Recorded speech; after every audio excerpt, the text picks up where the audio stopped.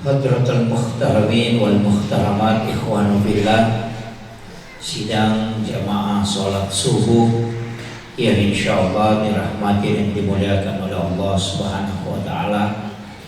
Alhamdulillah wa syukurillah wa la hawla wa la quwata illa billahi wa huwal aliyyil azim. Hasbunallah wa ni'mal wakil, ni'mal maula wa ni'man nasir. Raditu billahi rabba wa bil islami dina wa bi Muhammadin sallallahu alaihi wasallam nabiyya wa rasulah. Alhamdulillah, pada subuh kali ini adalah subuh ke-19 di bulan Ramadan. Sebenarnya kalau kita mengejar fadilah yang terkandung di dalam bulan Ramadan, yang paling utama sebenarnya adalah idkun minan nar, terlepas dari api neraka. Itu yang paling pokok. Di bulan Ramadan ini ada hadiah, yakni Allah menghadiahkan satu malam yang istimewa yang disebut dengan Lailatul Qadar. Sebenarnya Lailatul Qadar ini tidak mungkin tidak di dalam Ramadan. Jadi kalau orang beribadah mulai dari awal sampai akhir, pasti dia dapatkan. Bahkan ada ulama yang hanya membatasi ibadahnya, bahwa yang penting kita datang sholat isya berjamaah di bulan Ramadan dan juga datang sholat subuh berjamaah, pasti kita dapatkan Lailatul Qadar. Karena kenapa? Rasulullah dalam hadis yang sahih mengatakan, siapa yang sholat isya berjamaah maka itu sama dengan sholat setengah malam, dan siapa yang sholat subuh berjamaah di masjid maka itu sama dengan bangun satu malam penuh beribadah di hadapan Allah.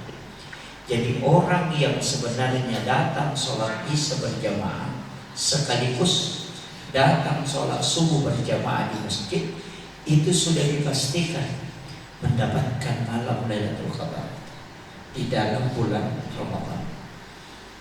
Dan itu disepakati ulama fikih.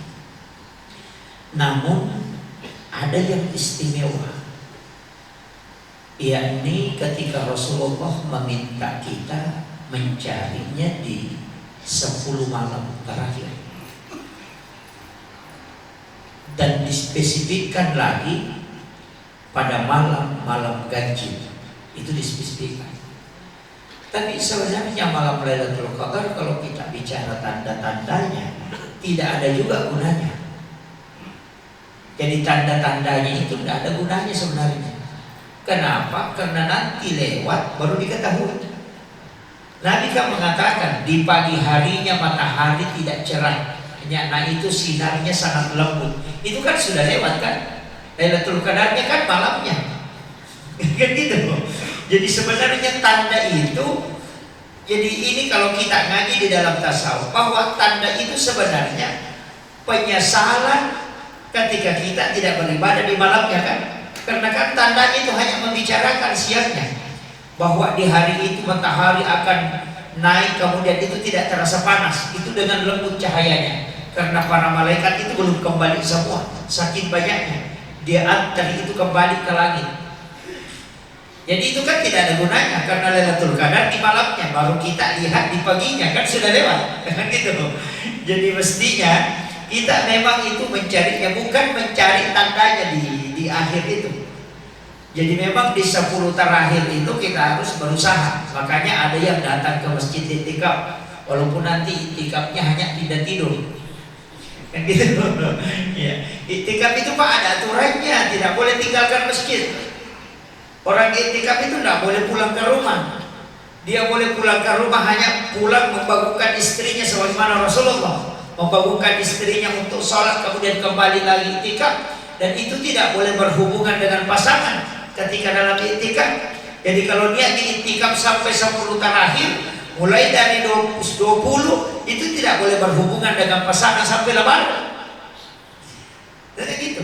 Kemudian memang tinggal di masjid, di situ beribadah. Kemudian tidak banyak tidur. Jadi mulai tidurnya itu juga zikir, baringnya itu zikir, hanya mengistirahatkan diri sejenak. Kemudian bangun lagi ibadah. Apakah kita mau zikir, apa mau baca Quran, apa kita mau sholat sunnah mutlak. Makanya namanya sholat sunnah Lailatul Qadar yang 100 rakaat. Pernah dilakukan? Nah, pernah. Ya. Jadi atau mau tafakur, silahkan, karena ibadah yang paling besar dibanding dari zikir dan salat kemudian bacaan Quran adalah tafakur. Karena disebutkan 1 jam orang tafakur itu lebih mulia daripada sholat sunat 1000 rakaat. Nah, kalau orang sholat 1000 rakaat start jam 7:30 malam, itu sampai 6:30 baru selesai. Saya punya mursyid itu pernah sholat 1000 rakaat, dan bacaan surah yang dia baca Al-Kafirun dengan Iza Zulzilatil Ardu Zilzalaha, itu yang dia baca itu sampai jam 7 pagi, 6:30 pagi. Ya, jadi kalau 1000 rakaat mungkin 100 saja yang agak ini ya. Kalau 1000 itu agak berat, itu hanya di mereka yang biasa adakan. Itu namanya sholat sunnah mutlaqah, sholat sunnah mendekatkan diri kepada Allah Subhanahu wa Ta'ala. Jadi itu kalau orang i'tikaf. Nah, kebanyakan datang ke masjid duduk sejenak, zikir setengah jam, tidur, nanti mau subuh baru bangun lagi. Tapi ya i'tikaf lah, yang penting tidak pulang. Yang paling fatal itu i'tikafnya datang ke masjid baru pulang ke rumahnya, gitu. Tapi ada ulama juga yang bolehkan bahwa i'tikaf itu yang penting berdiam sejenak. Yang penting niatkan antara maghrib isya itu bisa i'tikaf. Jadi kalau i'tikaf, ramal i'tikaf itu perlu ada niat. Makanya kita sampai kapan i'tikafnya. Nah ini, kalau i'tikafnya hanya sejenak ya sama dengan begini. Kita duduk pengajian begini, mestinya niatkan i'tikaf supaya kita dapat pahala i'tikaf. Jadi kalau sudah setiap selesai sholat itu niatkan kita duduk i'tikaf sambil mendengarkan ceramah, itu dapat double pahala. Jadi sebenarnya majelis itu Pak Bu, penting saya sampaikan ini, bahwa majelis itu biar tidak ada ilmu yang kita dapatkan, pasti ada barakah. Kenapa? Karena kita didoakan malaikat. Dan itu kan disebutkan dalam hadis, disebut Raudatul Jannah, taman surga. Jadi ketika para malaikat itu kan datang berkumpul di majelis, itu memanggil sahabat-sahabatnya yang lain. Jadi apalagi di masjid begini, itu datang malaikat. Para malaikat itu berkumpul dan bersaf-saf. Kemudian apa tugasnya malaikat? Cuma satu, dia memohon kepada Allah supaya semua orang yang ada di dalam majelis itu diampuni dosa-dosanya.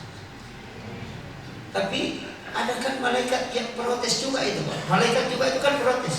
Ya Rabb, itu ada hambamu juga yang tidak istilahnya datang ke situ sebenarnya bukan untuk pengajian, bukan untuk taklim. Mereka orang-orang berdosa. Apa kata Allah? Karena dia bersama dengan hamba-hambaku yang soleh, maka aku ikutkan dia dalam rahmat. Makanya ulama mengatakan itu ulama mengatakan pokoknya biar preman, yang penting campur dengan orang baik, ada barakahnya itu. Kan itu.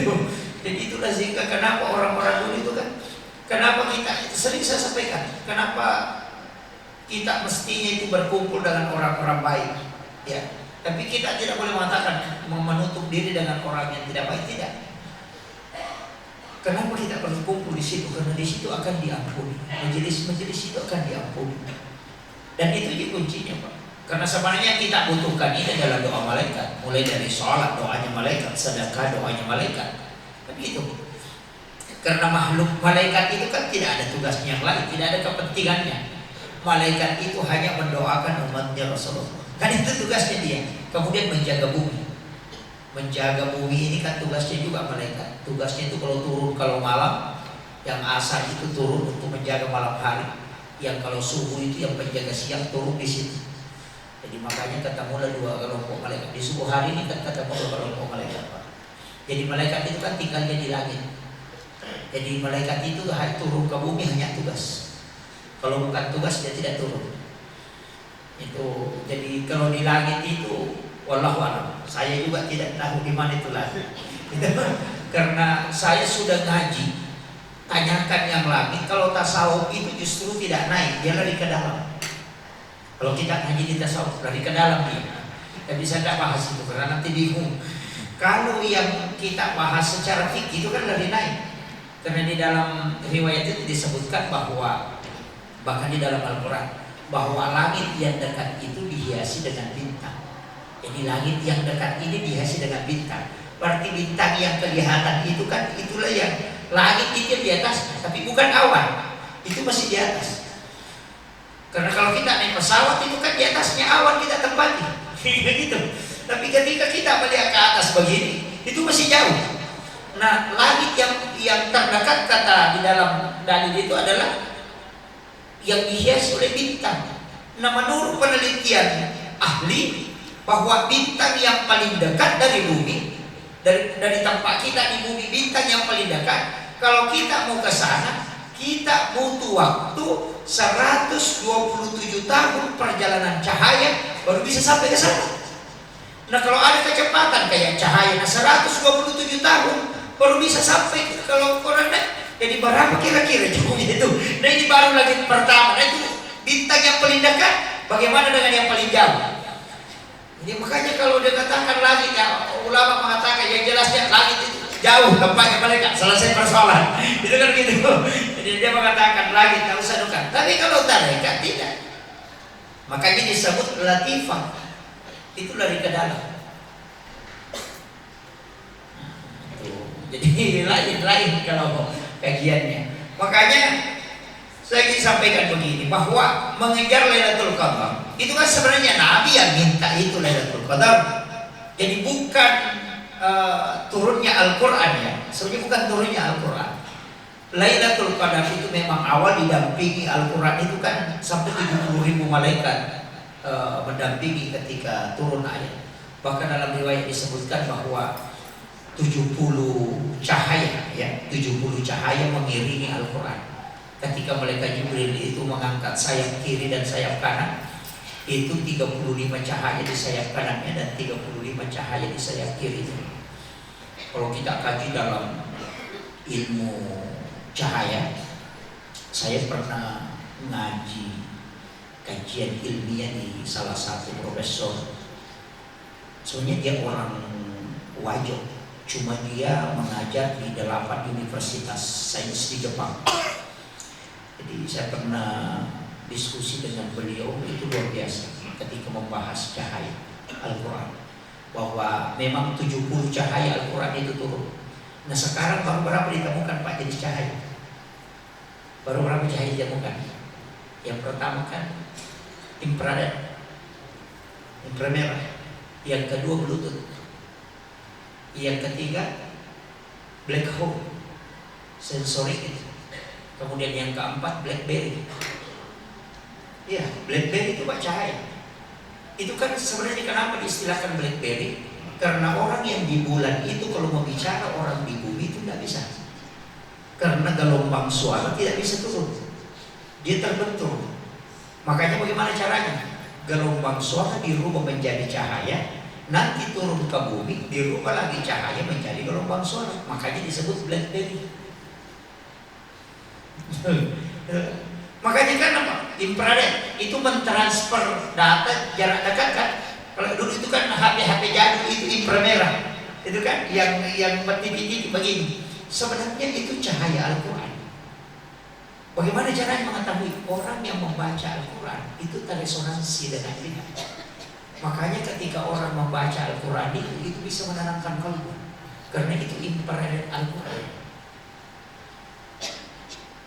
Dan itu juga yang dipakai meruqyah sebenarnya. Jadi ruqyah itu dengan ayat-ayat Quran itu sebenarnya fungsinya infrared. Orang jadikan obat. Makanya membaca suratul Fatihah di akhir itu, tapi dengan satu nafas ya Pak. Pakai satu nafas. Jadi saya dapat ijazah Fatihah satu nafas itu dari Buya Ar-Rasyid Hashim beberapa bulan yang lalu. Itu sebenarnya saya sudah dapat dulu dari Guru Pakai Khalid Hasan, kemudian ambil juga di Sumatera dari 3 jalur ulama saya ambil, tapi itu karena sanadnya sudah lapis keempat. Buya Ar-Rasyid itu masih sanad ketiga dari mengambil langsung dari gurunya, mursyidnya. Makanya saya berusaha datang ke beliau hanya untuk mengambil ilmu itu. Ya, jadi untuk mengambil sanad Fatihah satu nafas itu. Jadi itu baca Fatihah dengan satu nafas, tiupkan ke dalam air, itu bisa dijadikan sebagai obat. Ya. Itu sanad Fatihah itu, makanya baca tadi satu nafas ya. Jadi itu caranya, jangan ambil dari luar. Nafas itu jangan diambil dari luar, tapi usahakan ambil dari dalam. Itu kita ambil dari jantung, kemudian kita pelan-pelan kemudian baca, kemudian setelah itu tiupkan. Ada ulama yang pakai mulutnya, ada yang pakai hidung. Kenapa ada yang pakai hidung, pakai mulut? Itu alasannya sederhana. Mulut ini biasa berbohong, kan? Tapi hidung apa pernah berbohong atau tidak? Tidak bisa. Yang biasa berbohong itu dalam mulut. Makanya jangan kau kasih lewat di tempat yang kotor. Pernah berbohong. Kasih lewat di tempat yang tidak pernah berbohong. Nah, itu makanya ada yang pakai napas, dia tidak pakai tiupan. Nah, jadi itu alasannya. Tapi itu diajar di hanya yang pengobatan ya, bukan kalau di fikih tidak ada kaitannya. Saya bilang ngajinya kita itu ada 3 tingkatan ilmunya. Jadi kalau fikih ya fikih, kalau hikmah ya hikmah. Nah, saya kan tetap kasih tahu kalau ini lari ke tasawuf supaya kita tidak bingung. Kalau ini lari ke fikih, kalau ini lari ke hikmah, supaya nanti tidak mudah menyalahkan. Orang yang mudah menyalahkan itu yang campur-campur ilmu. Karena belajarnya fikih baru dengan ilmu hikmah langsung mengatakan kafir. Nah, itu jadi masalah. Yang belajar hikmah tidak belajar fikih juga jadi masalah karena dia tidak sholat. Dia mengatakan insya Allah masuk surga, itu jadi masalah juga itu. Jadi itu yang penting, makanya mestinya memahami semua kaidah ilmu itu. Kemudian kalau kita buka di kitab Imamul Ghazali, kalau Ramadan masuk pada hari Sabtu, maka kebanyakan Lailatul Qadar itu jatuh pada malam 23. Ya, jadi ini penting saya kasih tahu. Itu penelitian Imamul Ghazali selama hidupnya. Selama dia melakukan i'tikaf untuk mendapatkan Lailatul Qadar, dia selama hidupnya itu meneliti. Dan dia mengatakan kalau Ramadan puasa pertama itu jatuh pada hari Sabtu, maka Lailatul Qadar itu ada pada malam ke-23. Kemudian yang kedua, ada di dalam kitab yang lain mengatakan cari malam Jumat yang bertepatan dengan malam ganjil di 10 terakhir. Nanti ini kan malam Jumat, malam 20-21 kan, karena malam Jumat. Di situ kita perlu mempersiapkan diri. Ini penting saya sampaikan. Jadi itu nanti kalau bukan di situ kan dicari, ya jelasnya 10 terakhir. Tapi itu tadi saya sampaikan, yang penting datang sholat isya berjamaah, datang sholat subuh berjamaah, insya Allah sudah dapat. Itu sama dengan ibadah 1 malam penuh. Itu untuk yang paling sibuk. Gitu. Nanti pagi yang mau mengajar ibadahnya ya silahkan. Ya. Kalau bahkan ada programnya kayaknya di masjid yang untuk sholat tasbih. Mestinya di sholat tasbih Pak lakukan. Kalau tidak bisa setiap hari cukup 1 kali 1 minggu, ambil malam Jumat. Kalau tidak bisa 1 kali 1 minggu, ambil 1 kali 1 tahun. Nanti Ramadan saja baru sholat tasbih. Kalau masih tidak bisa 1 kali 1 tahun, ambil 1 kali 10 tahun. Kalau masih tidak bisa 1 kali saja seumur hidup. Yang penting pernah melakukan. Saya itu sering mengatakan begini, kalau ibadah sunnah mestinya kita pernah melakukan walaupun hanya sekali. Karena nanti ada pertanggungjawaban di hadapan Nabi. Aku pernah melakukannya ya Rasulullah, walau hanya sekali. Tapi kalau kosong sama sekali, siapa tahu itu ibadah yang mendatangkan syafaat. Makanya pokoknya kalau ada ibadah sunnah, pokoknya lakukan. Puasa Senin Kamis, usahakan kita puasa Senin Kamis walaupun hanya sekali dalam seumur hidup. Kan gitu. Karena ada memang orang kalau disuruh puasa paling malas. Nabi bilang itu saja Ramadan setengah mati, karena apalagi ada kan gitu. Karena memang ada orang yang tidak mampu puasa. Kalau disuruh puasa itu tidak mampu. Tapi kalau sedekah tidak ada yang kalah. Ada juga orang Pak, puasanya lancar, sholat sunnahnya lancar, jamaahnya lancar, tapi pelit sekali. Pokoknya kan ada. Tapi itu disebut ara'aital ladzi yukassibu bid-din. Betul? Fazalikal ladzi yad'u wa la yahuddu ala ta'amil miskin.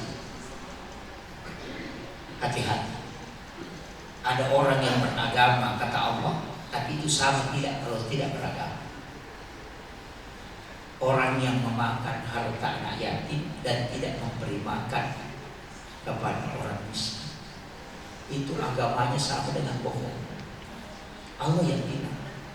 Makanya jangan sampai kita rajin sholat tidak sedekah. Karena ibadah sholat itu ibadah pribadi. Makanya Nabi Musa bilang, ya Rabb, aku sudah sholat. Ya Rabb, aku sudah baca kitab. Ya Rabb, aku sudah zikir. Dan ya Rabb, aku sudah puasa. Apakah engkau sudah merahmatiku ya Allah? Apa kata Allah? Hei Musa, semua yang kau lakukan itu hanya untuk diri, belum ada untuk hamba. Coba, sholat kan itu untuk dirimu, puasa itu untuk dirimu, mana untuk hambaku? Di situ Nabi Musa baru sadar bahwa ternyata sedekah kepada hamba-hamba Allah itulah yang mendatangkan banyak rahmat. Makanya ada orang itu rajin sholat tidak pernah sedekah. Oh itu dikatakan oleh Allah, orang yang beragama sama saja kalau tidak. Tapi bagaimana yang rajin sedekah tapi tidak pernah sholat? Itu kan gitu kan? Itu jadi masalah juga kan? Makanya agama ini harus beriman. Ya. Jadi tidak usah terlalu banyak disedekahkan. Ya. Cuma sedekah itu kan membuka pintu keberkahan. Tadi yang dibaca imam itu, bersihkan harta kita dengan sedekah. Jadi itu kunci. Kemudian ada sedikit yang juga penting saya sampaikan di sini sebelum saya kaji lebih dalam tentang kajian sholat. Kenapa saya penting bahas sedikit Lailatul Qadar ini? Karena ini sudah menjelang 10 terakhir, supaya kita betul-betul persiapkan. Sebenarnya itu disunnahkan juga mandi setiap malam. Mandi malam ya. Kalau jam 2 bangun, biasanya jam 1 mandi mandi. Kalau tidak bisa mandi jam 1, mandi jam 2. Kalau tidak bisa mandi jam 3. Ya, usahakan mandi. Orang yang mandi tengah malam itu tulangnya dijaga, fisiknya juga dijaga. Itu sunnah Nabi. Ya. Jadi bangun mandi itu bukan penyakit. Kalau jam 10 malam mandi itu penyakit. Kenapa orang Cina itu kuat fisiknya? Karena mereka itu begadang, nanti jam 1 berendam di air hangat, kadang juga air dingin, nanti jam setengah 2 baru dia tidur. Jadi orang Cina itu mandi dulu baru tidur. Tapi kalau mau kerja tidak mandi. Nah, kalau kita terbalik, kalau mau tidur tidak mandi, nanti mau kerja baru mandi. Saya pernah tanya itu karena saya punya, Cik, kenapa tidak mandi kalau mau kerja? Nah bilang buat apa mandi? Mau dikotor-kotor badan? Kan gitu. Kita kan mau kerja berarti mau mengotori badan, nggak usah mandi, tetap kotor kan?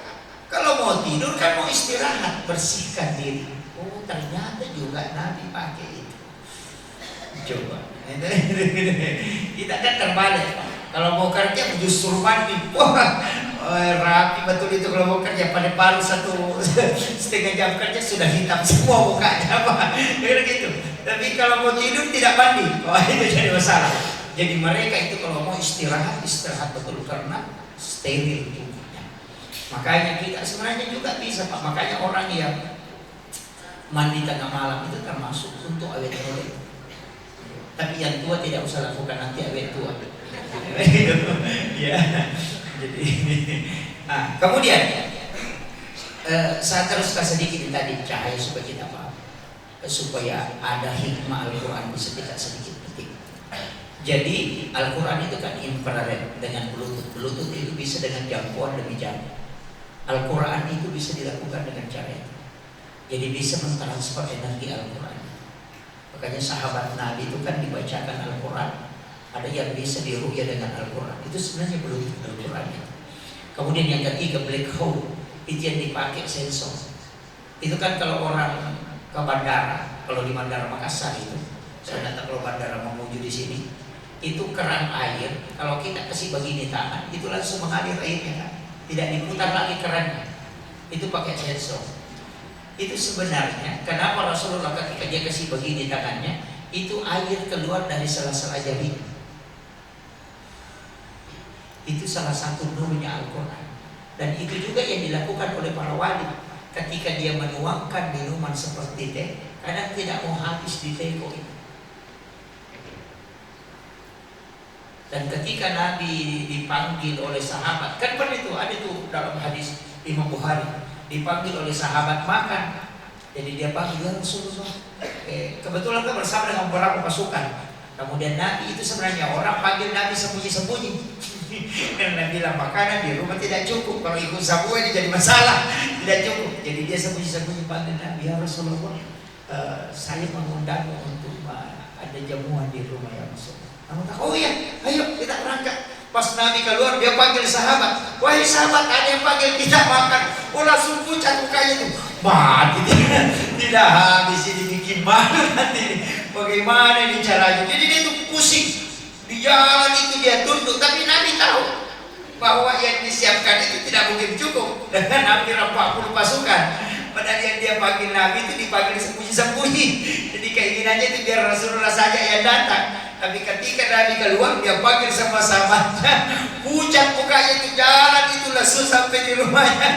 Itu debar-debar jatuhnya. Tapi ketika Nabi, dia mengatakan, Rasulullah di depan pintu, janganlah kalian masuk semua, karena itu tidak muat. Bergantianlah kalian masuk ke dalam. Dan apa yang terjadi? Makanan dia hidangkan itu tidak habis dengan 40 orang. Dan itu ada doanya di dalam Al-Quran yang dibaca orang. Itu ketika menghidangkan makanan, kalau orang banyak kita tidak tahu, kemudian ternyata banyak orang yang datang. Itu ketika memegang itu dibaca itu, kemudian bacakan salawat kepada Nabi, ulama mengatakan insya Allah cukup namakan orang. Tapi cari ayatnya.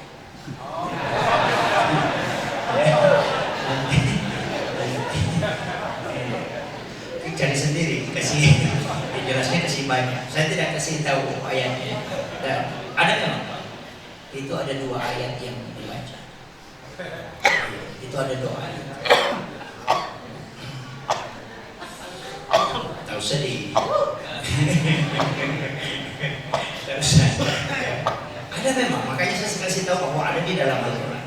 Jadi cari mulai dari suratul Fatihah sampai surat Nas.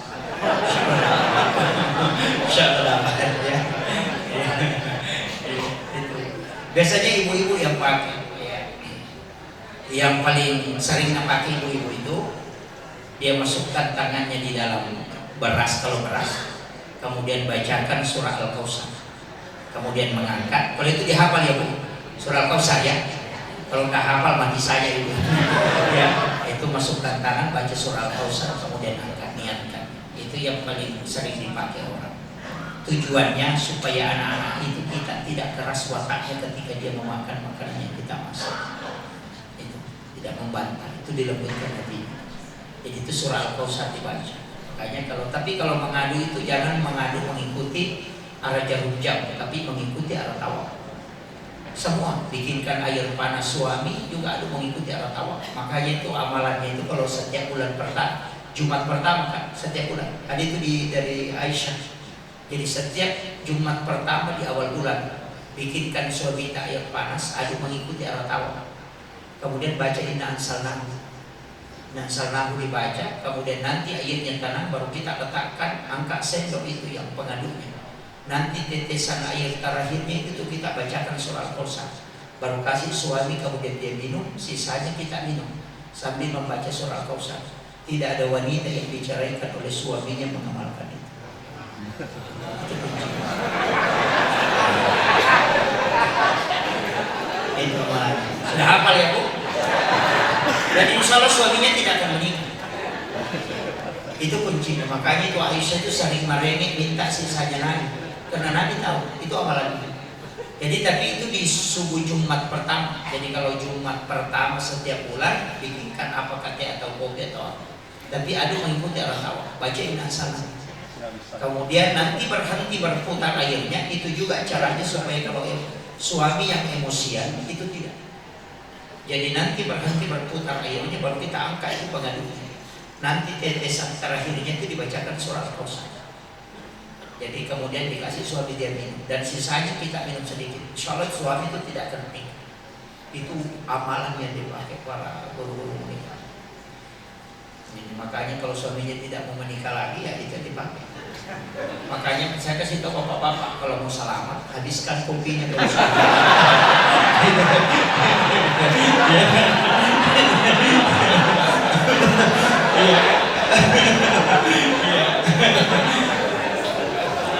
Kan ada syaratnya, mesti dia minum sisanya itu, walaupun hanya seteguk. Makanya kalau aman dia habiskan, pokoknya candunya pokoknya habiskan semua, jangan disisa. Itu.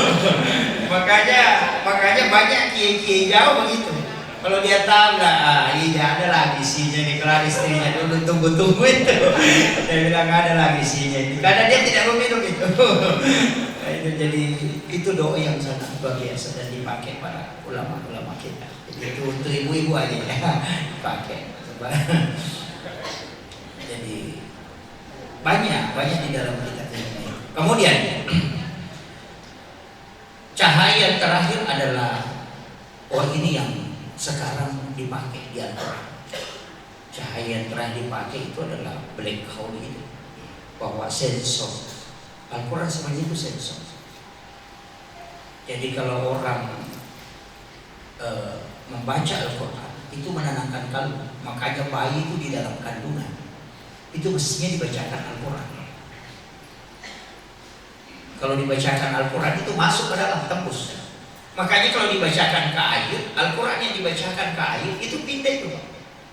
Dan itu kan sudah diteliti Masaru Emoto, bahwa sel air ketika dibacakan air itu, dibacakan Al-Quran, itu sel mutiaranya terbentuk dan itu bisa menjadi obat. Itu kan di bukunya itu dia sudah teliti. Orang Jepang, bukan Islam, agama Shinto, tapi profesor, itu namanya Masaru Emoto. Jadi dia dua bukunya itu, The True Power of Water, kemudian yang kedua The Magic of Water. Itu bukunya. Dan itu luar biasa ketika beliau mengkaji bagaimana air Sam-Sam, bahwa tidak ada air yang menyamai air Sam-Sam di seluruh dunia yang telah dia sudah ambil. Baik mata air yang paling jernih, yang paling bersih menurut penelitian, tidak ada yang mengalahkan air Sam-Sam. Karena memang air Sam-Sam itu itu air khusus. Jadi didoakan karena dia pernah menyentuh kalbu Rasulullah. Makanya dan ada samanya. Satu-satunya air yang menyentuh kalbu Rasul itu hanya air Sam-Sam. Makanya itu bisa menjadi obat. Kemudian sedikit saya bahas, nah ini berkaitan nanti. Kenapa orang sholat itu mengangkat kedua tangan? Kalau laki-laki kan itu sejajar dengan daun telinga kan. Itu di dalam hadis. Kalau Rasul bilang, nah sejajar dengan daun telinga ini diperdebatkan. Ada yang pakai sejajar dengan bahu. Kalau sejajar dengan bahu kan di sini juga sejajar. Kalau kita kasih begini sejajar juga, itu sejajar ke depan. Kalau di sini tangan juga sejajar karena dia sejajar ke atas. Jadi mana yang diikuti? Makanya ada orang takbir itu begini, ada yang begini, ada yang di sini. Semuanya itu benar.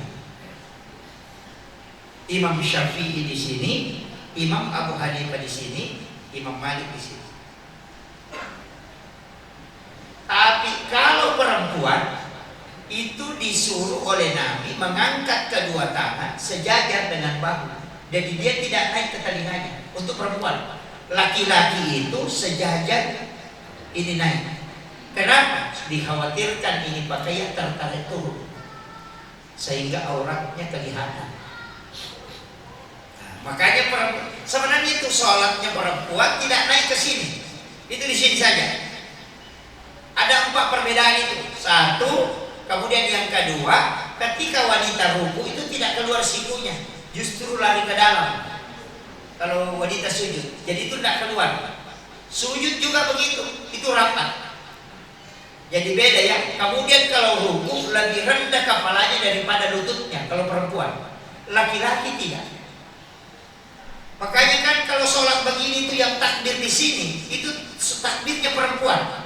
Makanya kalau ada laki-laki yang sholat begini ya sholatnya perempuan sebenarnya itu dia kerjakan. Kalau kita ikuti Nabi, Rasulullah itu mengangkat kedua tangan, itu terbuka sikunya. Kemudian yang kedua, itu memang sejajar dengan daun telinganya. Nah, kenapa fungsinya begitu, Pak? Karena tulang belikat itu akan berputar begini. Kemudian jari-jari jantung itu terbuka. Apa fungsinya? Untuk menjaga orang tidak kena sakit belikat. Kemudian yang kedua itu pemompaan jantung itu stabil, karena jalur oksigennya nanti kan aman. Kemudian kenapa ketika mengangkat itu kita harus menenangkan nafas, bukan ditarik, itu supaya jantung itu tenang. Kemudian bersedekah, ini kan ujung jari, ini ada bulu di sini, Pak. Ini ada bulu-bulu di sini. Ini adalah pusat pengampuran tubuh. Orang yang punya 4 ons saja sakabut pasti mati. Termasuk pengampuran tulang, pengampuran sel kabut dalam darah. Makanya ketika orang sholat itu akan berkeringat ini, akan ada keringatnya. Itulah pesan Nabi, siapa yang sholat kemudian keluar keringatnya, maka itu adalah berkah.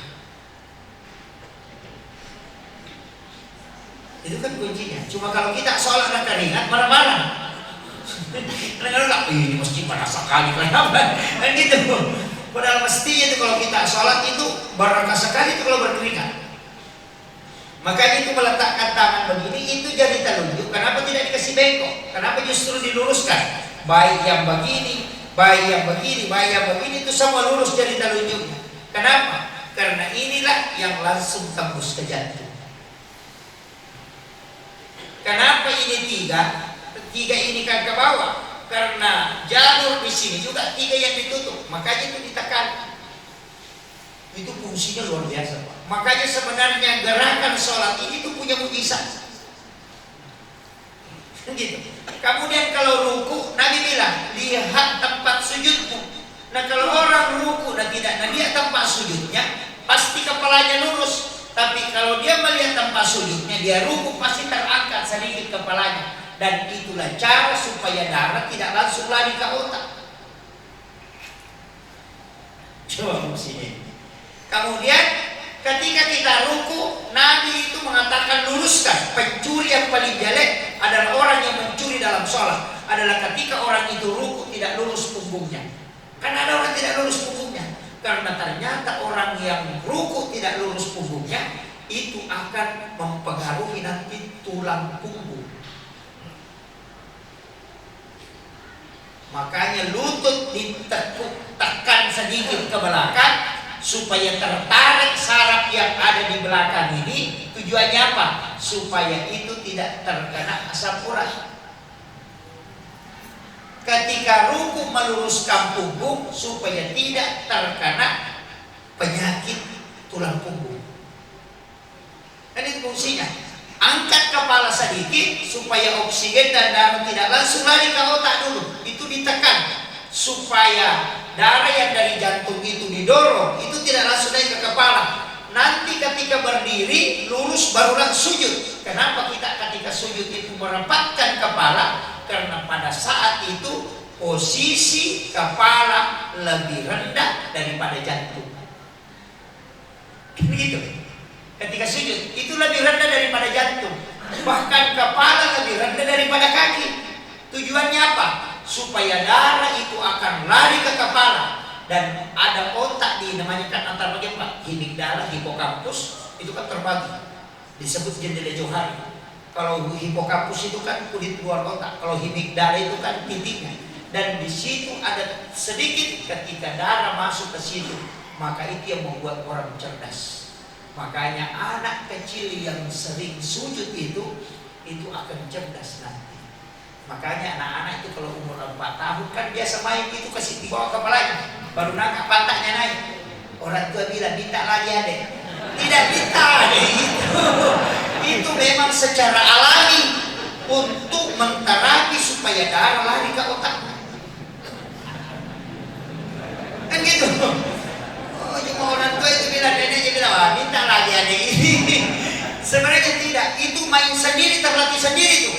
Itu tidak ada yang menyuruh, tapi karena memang darah harus ditransfer ke otak, karena ada di situ harus disentuh darah. Semakin banyak darah menyentuh itu semakin cerdas. Ini kuncinya. Kenapa? Jadi anak-anak itu kan terlatih tuh. Jadi, sebenarnya fungsinya sholat itu luar biasa Pak. Tapi jangan sholat karena ingin cari itu. Nanti jadi masalah. Allah.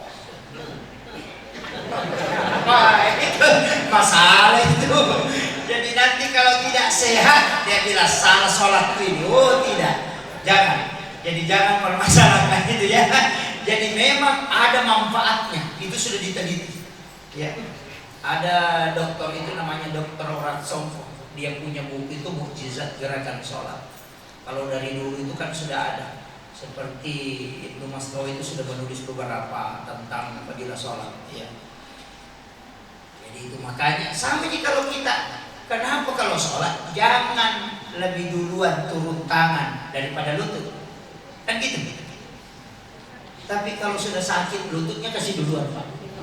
Karena Nabi melakukan dua-duanya. Ketika Nabi di awal-awal usianya masih kuat, itu lebih duluan turun lututnya baru tangannya. Tapi ketika Nabi sudah naik badannya kemudian sepuh, lebih mendahulukan tangan daripada lutut. Jadi itu semuanya boleh. Makanya orang tuaku yang sudah mulai kena asam urat kolesterol ini kasih turun duluan tangan. Karena kalau kapan lututnya langsung begitu tak. Itu jadi jangan menyiksa diri. Dan kedua-duanya dibolehkan.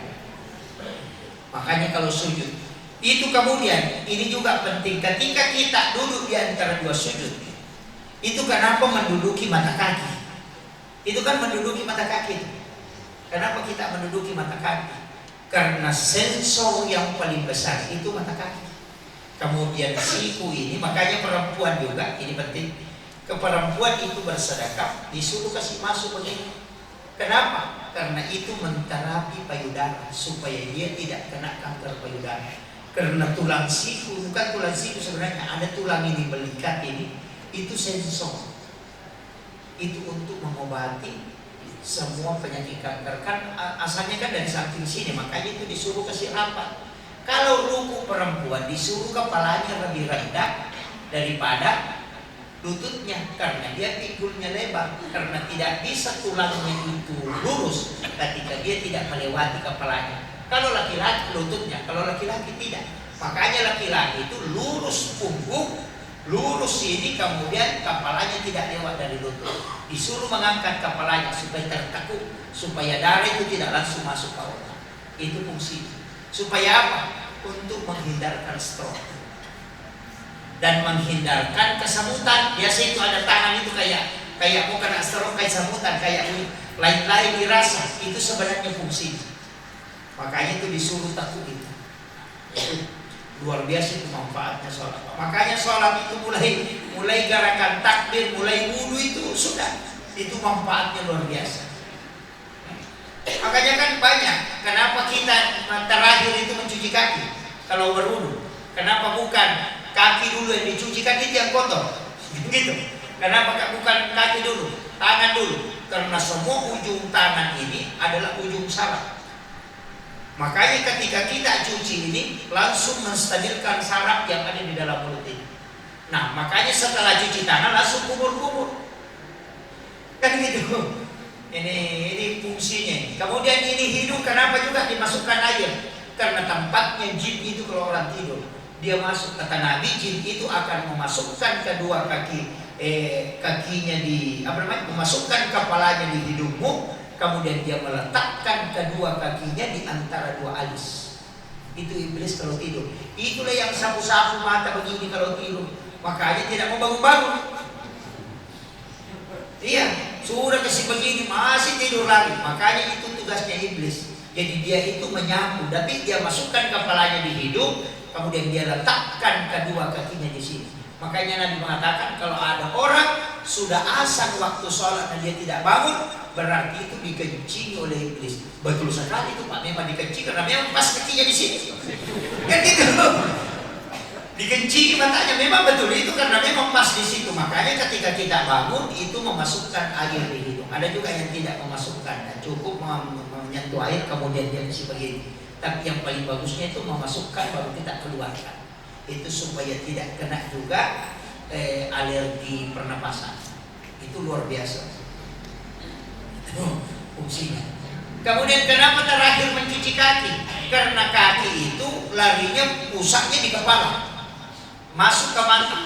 Jadi ada 3 jari kaki itu langsung masuk ke mata. Makanya kalau ada orang kena lombok matanya, jangan cuci mata, langsung cuci kaki. Berhenti itu. Itu orang banyak tidak tahu Pak. Orang yang kena matanya lombok, jangan cuci matanya, pasti pedis. Langsung cuci kaki, langsung hilang itu. Karena kaki itu sarafnya langsung tembus ke mata. Kalau di mata dicuci, di luar dikena air.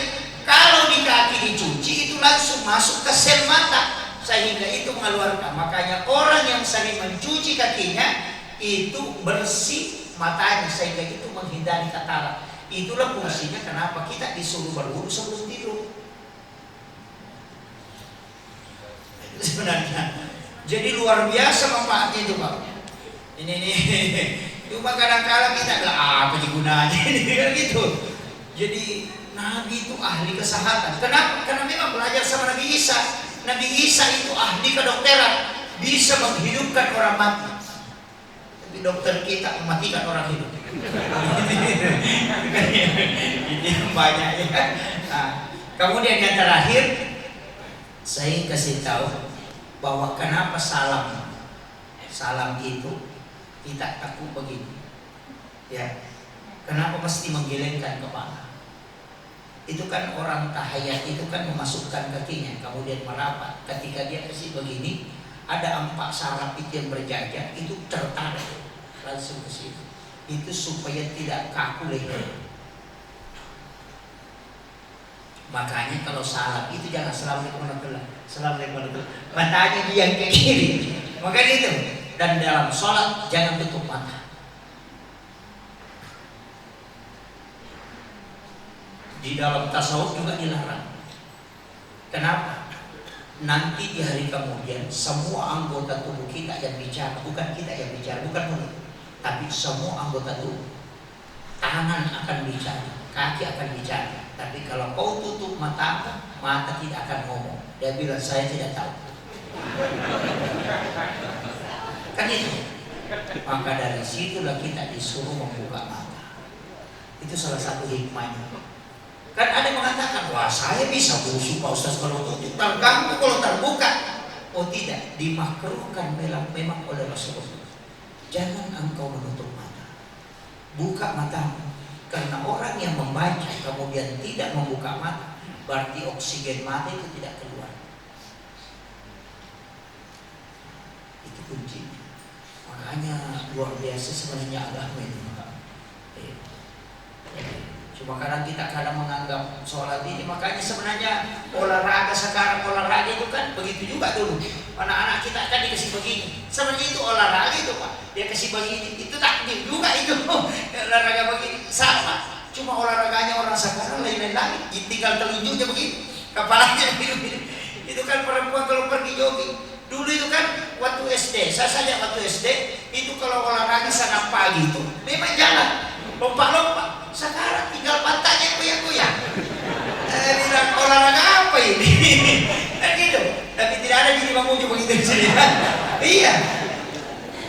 Jadi masalah olahraga kita dulu itu kan lari, lomba, kemudian begitu itu kan senam pagi dulu ya, masih SD. Sekarang tidak, tinggal lurus tangannya begini, berkepalanya begini, baru bataknya goyang-goyang, tidak ada gunanya.